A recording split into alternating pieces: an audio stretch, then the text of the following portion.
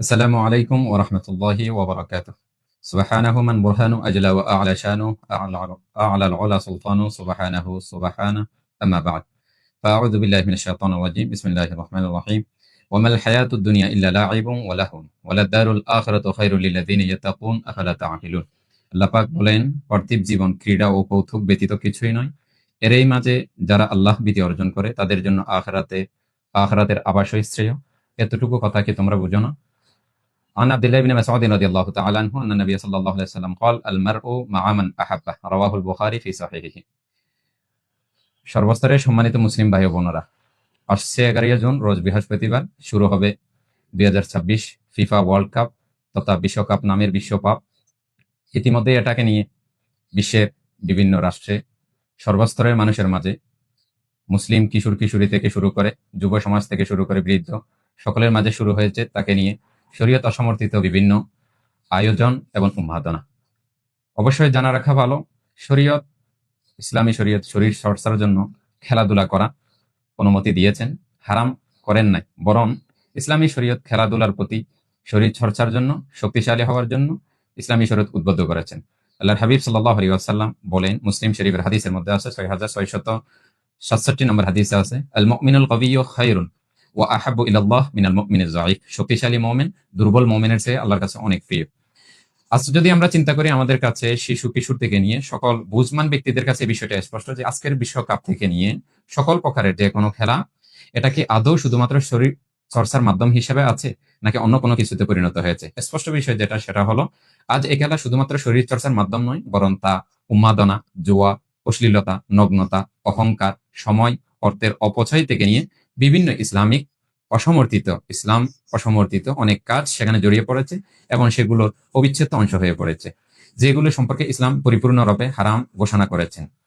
আজকে Argentina, Brazil বলেন, সকলেই কাফের রাষ্ট্র এবং কাফের খেলোয়াড় সকলেই, যাদের জন্য আমাদের অন্তরে এত ভালোবাসা, যাদের জন্য আমরা দোয়া করি, কান্নাকাটি করি, আত্মহত্যা পর্যন্ত করি, অথচ তারা কাফের। আজকে আমার ফিলিস্তিন মুসলমান ভাইদের শিশুদের নির্মমভাবে তারা হত্যা করতে তারা সহযোগিতা করছেন। কিন্তু আমার মধ্যে একজন মুসলমান হিসাবে এই ফিকিরটা থাকা দরকার ছিল।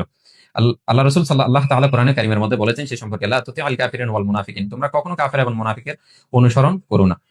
সেই সঙ্গে তাদেরকে আমরা অনেক প্রশংসা করি, অথচ আল্লাহর হাবিব সাল্লাল্লাহু আলাইহি সাল্লাম বলেছেন, ইজা মুদিহাল ফাসিকু গাদিবার রব্ব, যখন কোনো ফাসিকের, গুনাহগারের যখন প্রশংসা করা হয় তখন আল্লাহ তাআলা রাগান্বিত হয়। অতএব মুসলমান প্রত্যেক সর্বস্তরের মুসলমানদের জন্য এই বিষয়ে সচেতন হওয়া দরকার। এবং এই উপলক্ষে আমাদের করণীয় হলো, 1 নম্বর করণীয়, এই খেলা দেখা এবং খোঁজ খবর নেওয়া সম্পূর্ণ বর্জন করা।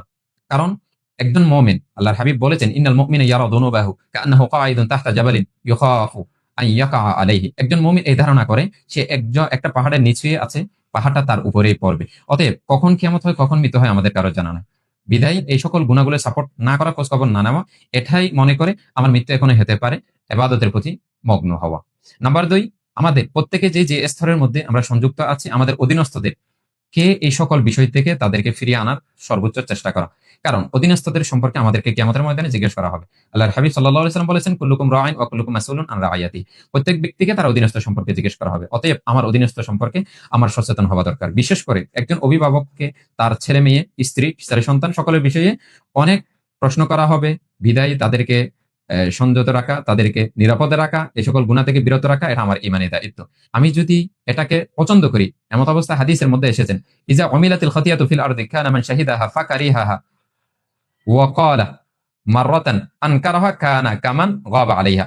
যে ব্যক্তি কোন খারাপ কাজের মধ্যে উপস্থিত আছে কিন্তু সে ওটাকে ঘৃণা করে, তাহলে বলা হবে সে অনুপস্থিত। কিন্তু বিপরীতে আমি উপস্থিত নাই কিন্তু এটাকে আমি ভালোবাসি, এটাকে আমি অন্তর থেকে এটা সমর্থন করি, তাহলে বলা হবে আমি উপস্থিত থেকে এই গুণাটা করেছি। অতএব সর্বস্তরের মুসলমানের প্রতি আমার আবেদন থাকবে, আমরা এই সকল উন্মাদনা এবং বিশ্বকাপ নামের এই বিশ্বপাপ থেকে নিজেকে বিরত রাখা এবং অধীনস্থ থেকে নিয়ে পরিচিত অপরিচিত সকল ব্যক্তিদেরকে দ্বীনি বিষয় বুঝিয়ে ইমানি দায়িত্ব হিসেবে এই সকল থেকে বিরত রাখার চেষ্টা করা। আল্লাহ তাআলা আমাদের সকলকে আমল করার তৌফিক দান করুন।